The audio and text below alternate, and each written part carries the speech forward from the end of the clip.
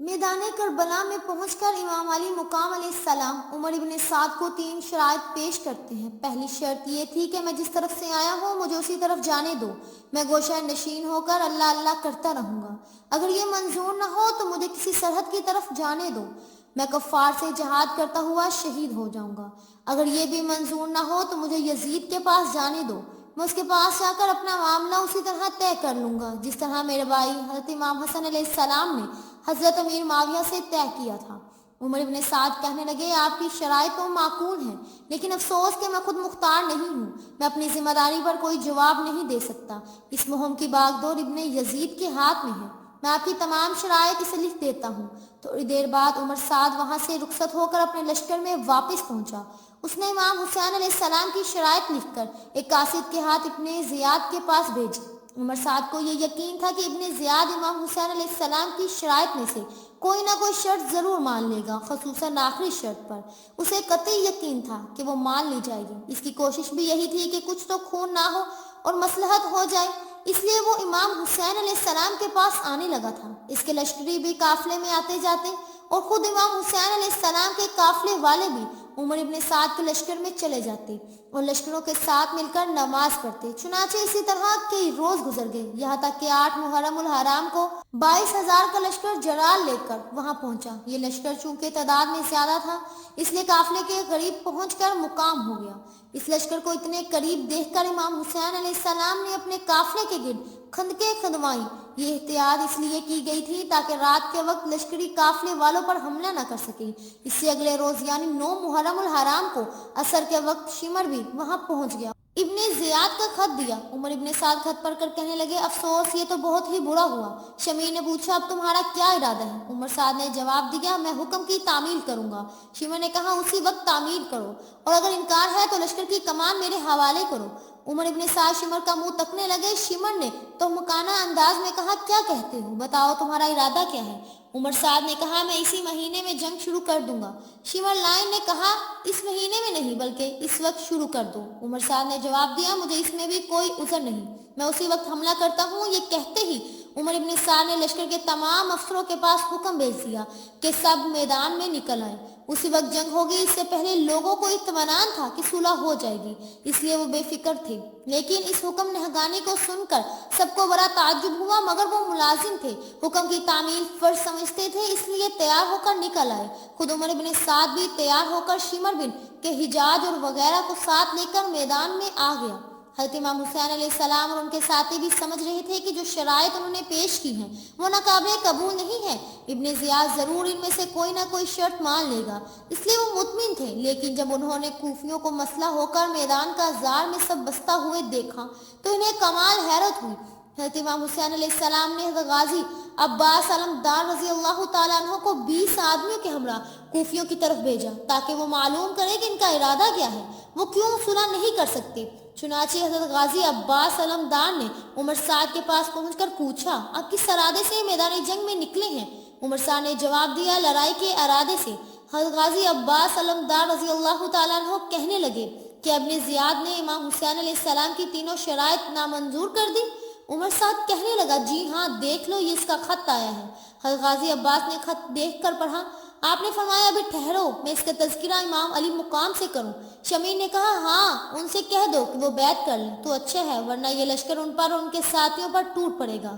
حضرت غازی عباس حضرت امام حسین علیہ السلام کی خدمت میں آئے اور ابن زیاد کے خط کا واقعہ سنایا۔ کوفی لڑنے کے ارادے سے آئے ہیں۔ شمیر نے کہا کہ بیعت کر لو تو اچھا ہے، ورنہ یہ لشکر سب کو پامال کر ڈالے گا۔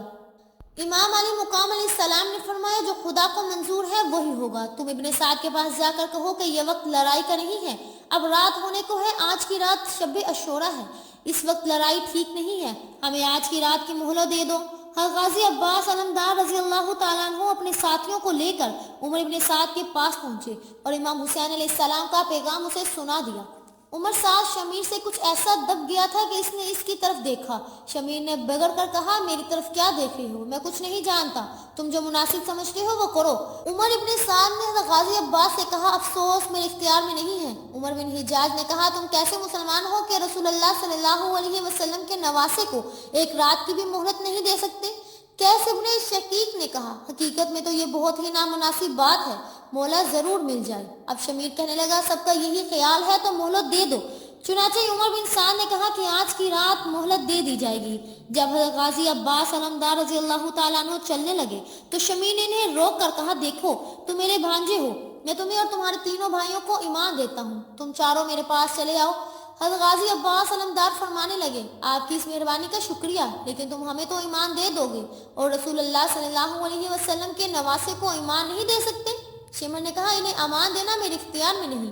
حضرت غازی عباس علمدار رضی اللہ تعالیٰ عنہ فرمانے لگے تب ہم بھی آپ کی امان قبول نہیں کرتے۔ حضرت غازی عباس علمدار کی یہ بات سن کر شمیر اپنا سا منہ بنا کر رہ گیا۔ حضرت عباس واپس لوٹ آئے۔ عمر سعد نے بھی اپنے لشکر کو واپسی کا حکم دے دیا۔ فوجی ہم واپس جانے لگے۔ عمر سعد بھی لشکرگاہ کی طرف جا رہا تھا کہ قاصد آئے۔ اس نے ابن زیاد کا حکم نامہ دیا۔ عمر بن سعد نے خط کھول کر پڑھا تو اس میں لکھا تھا اگر امام حسین نے اطاعت قبول نہیں کی تو دریائے فرات اور اس کی نہروں پر قبضہ کر کے پانی بند کر دو اور ایسا انتظام کرو کہ اہل بیت کو وہاں پانی کا ایک قطرہ بھی نہ ملے۔ عمر سعد نے شمیر سے پوچھا کس کو اس کام پر مامور کیا جائے؟ شمیر نے کہا کہ عمر بن حجاج کو، ویسا شخص ہے کہ اہل بیت کو پانی کا ایک قطرہ بھی نہیں پینے دے گا۔ عمر سعد نے عمر بن حجاج کی طرف دیکھ کر پوچھا کیا تم یہ خدمت انجام دو گے؟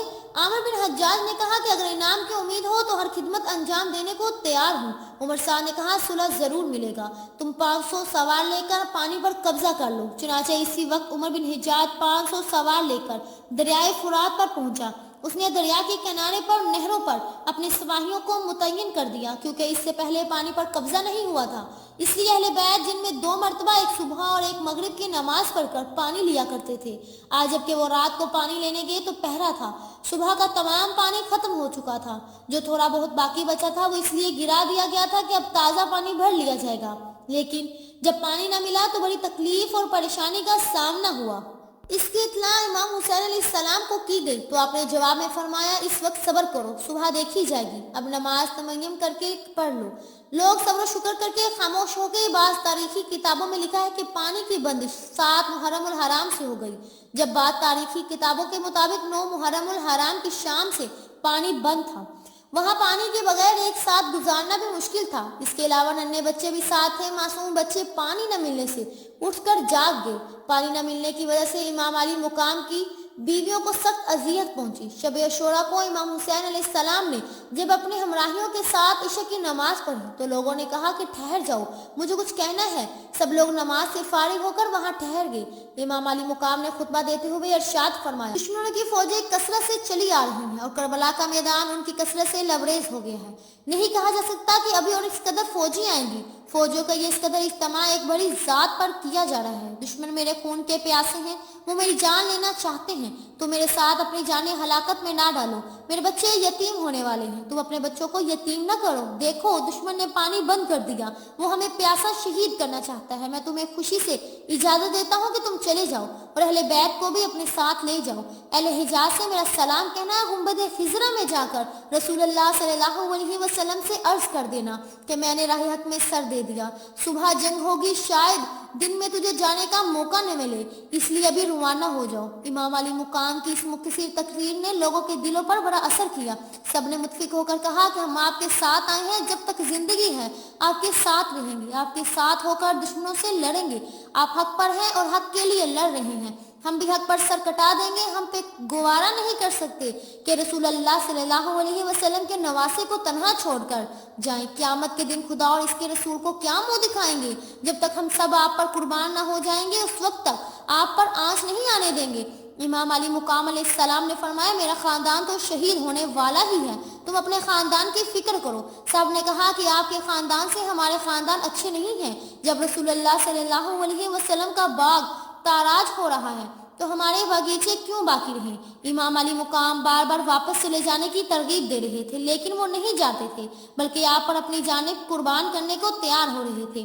آپ نے ان لوگوں کو دعا دی اور فرمایا انشاءاللہ قیامت کے دن میں اپنے نانا کو سفارش کروں گا، وہ خدا سے سفارش کریں گے اور تم جنت میں داخل ہو جاؤ گے۔ لوگوں نے خوش ہو کر کہا بس سودا ہو گیا، جنت کے لیے تو ہر ایک چیز قربان کی جا سکتی ہے۔ سب لوگ اٹھ کر چلے گئے۔ امام علی مقام بھی اپنے خیمے میں چلے گئے۔